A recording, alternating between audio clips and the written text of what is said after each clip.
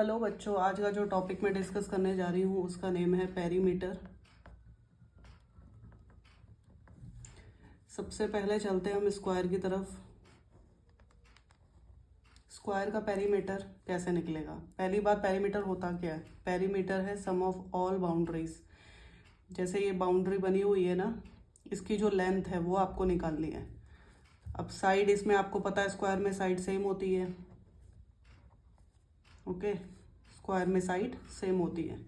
Then perimeter equal to a plus a plus a plus a. 4 time a हो गया तो 4a, यानी कि 4 इंटू ए, 4 इंटू साइड।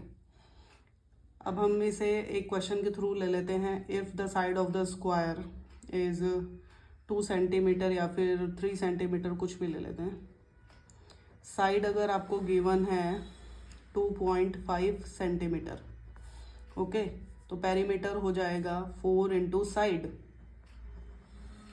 4 की मल्टीपल कर देंगे 2.5 के साथ, देन आंसर आ जाएगा 25 4 द 100।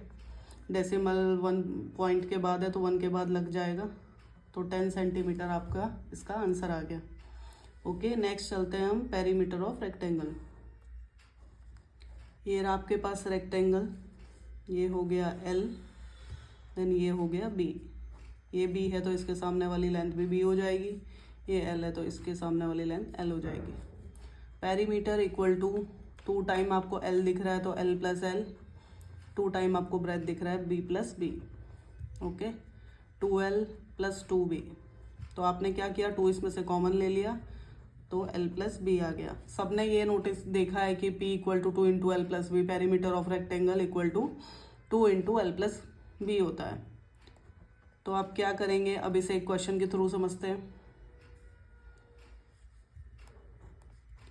इफ़ द लेंथ आपको गिवन है 4 सेंटीमीटर, देन B आपको गिवन है 6 सेंटीमीटर, तो इसका पेरीमीटर हो जाएगा 2 मल्टीप्लाइड बाय 4 प्लस 6।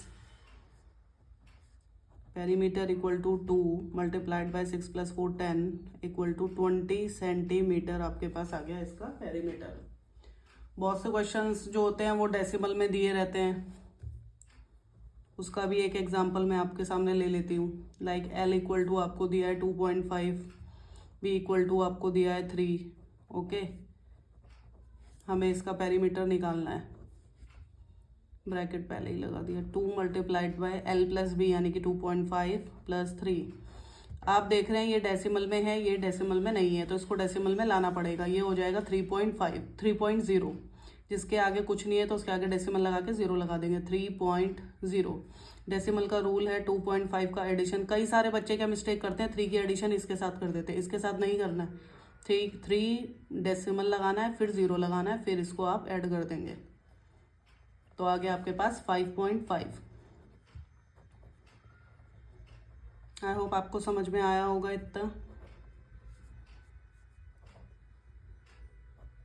तो आ गया 11 सेंटीमीटर आंसर। ओके, अब नेक्स्ट पे चलते हैं। कई बार आपको दिया रहता है इक्विलेटरल ट्राइंगल की साइड दी रहती है, आपको दिया रहता है इक्विलेटरल ट्राइंगल की साइड, वो सारी इक्वल होती हैं।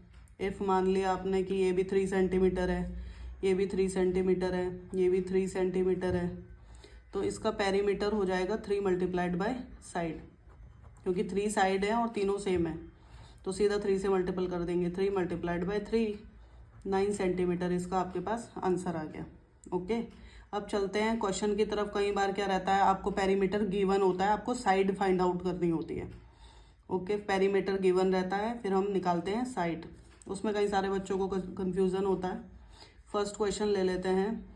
Find the side of a square park whose perimeter is 320 metre. आपको पेरीमीटर दिया है 320 मीटर। किसका दिया है ये? स्क्वायर का। किसका दिया है? स्क्वायर का। तो आपको पता है पेरीमीटर ऑफ स्क्वायर क्या होता है? पेरीमीटर ऑफ स्क्वायर होता है 4 मल्टीप्लाइड बाय साइड। तो 4 मल्टीप्लाइड बाय साइड की वैल्यू आपको गिवन है 320। तो साइड निकालने के लिए आप क्या करेंगे? साइड निकालने के लिए 320 की ये डिवीजन में चला जाएगा, 80 मीटर आपके पास इसकी साइड आ गई। ओके, इसका सीधा रूल है, आपको क्या करना है, पेरीमीटर को 4 से डिवाइड कर देना है। अगर आपको साइड फाइंड आउट करनी है तो साइड इक्वल टू हो जाएगा पेरीमीटर बाय 4। ओके, ये लगेगा किस में, स्क्वायर में। अब चलते हैं हम रेक्टेंगल की तरफ। रेक्टेंगल में अगर आपको पेरीमीटर गिवन है, लाइक इस क्वेश्चन में पेरीमीटर आपको दिया हुआ है रेक्टेंगल का, ये दिया हुआ है आपको 84 मीटर का। ओके, और एल यानी कि लेंथ दी हुई है आपको 22 सेंटीमीटर की। आपको फाइंड क्या करना है, ब्रेथ फाइंड आउट करना है। ओके, आपको पता है पेरीमीटर ऑफ रेक्टेंगल होता है 2 इंटू एल प्लस बी। अभी ये 2 डिवीजन में चला जाएगा तो L plus B equal to हो जाएगा पेरीमीटर बाय 2। ठीक है, आपको इसमें फाइंड आउट करना है बी, तो B equal to perimeter by 2 minus L. B find out करोगे तो एल इधर आ जाएगा, देन एल फाइंड आउट करोगे तो बी इधर आ जाएगा, लेकिन पेरीमीटर का आपको हाफ करना पड़ेगा। ओके, इसके लिए अगर आपको एल निकालना है तो perimeter by 2 minus B breadth. Okay, तो इसमें आपको ये 2 चीज़ दी हुई हैं। सबसे पहले आपको निकालना है क्या है, इसमें बी फाइंड आउट करना है, यानी कि ब्रेथ फाइंड आउट करना है। तो पेरीमीटर का आधा कर देंगे, पी बाय 2 कर देंगे, माइनस कर देंगे जो लेंथ आपको गिवन है, 2 4 ज़ा 8, 2 2 ज़ा 4, 2 में से 2 गया 0 और 4 में से 2 गया 2, तो 20 सेंटीमीटर मीटर 20 मीटर जो है आपके पास इसका आंसर आ गया। आई होप आपको समझ में आया होगा। ये आपको याद रखना है कि आपको गिवन क्या है। सबसे पहले हमें क्वेश्चंस में क्या करना चाहिए, जो चीज़ें हमें दी होती हैं सबसे पहला काम है हमारा उस चीज़ को लिखने का, कि हमें लेंथ दी है, ब्रेथ दी है।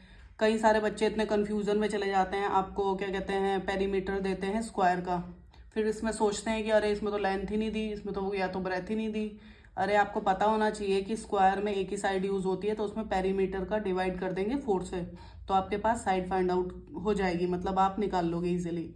और आपको इसमें अगर पेरीमीटर गिवन है, एल दिया हुआ है या बी दिया हुआ है, तो सीधा सबसे पहले आप पेरीमीटर को डिवाइड करेंगे 2 से, उसके बाद जो भी साइड आपको दी है उसे माइनस कर देंगे, तो जो अदर साइड है वो आपके पास आ जाएगी।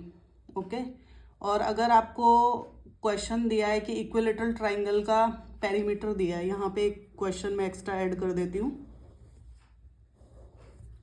इक्विलेटरल ट्राइंगल का पेरीमीटर दिया है इफ आपके पास 12.3 सेंटीमीटर। ओके, और आपको पूछा है साइड निकालनी है, साइड फाइंड आउट करनी है, तो आप सबसे पहले करेंगे साइड इक्वल टू, जैसे स्क्वायर में डिवाइड बाय 4 होता है, इसमें डिवाइड बाय 3 हो जाएगा।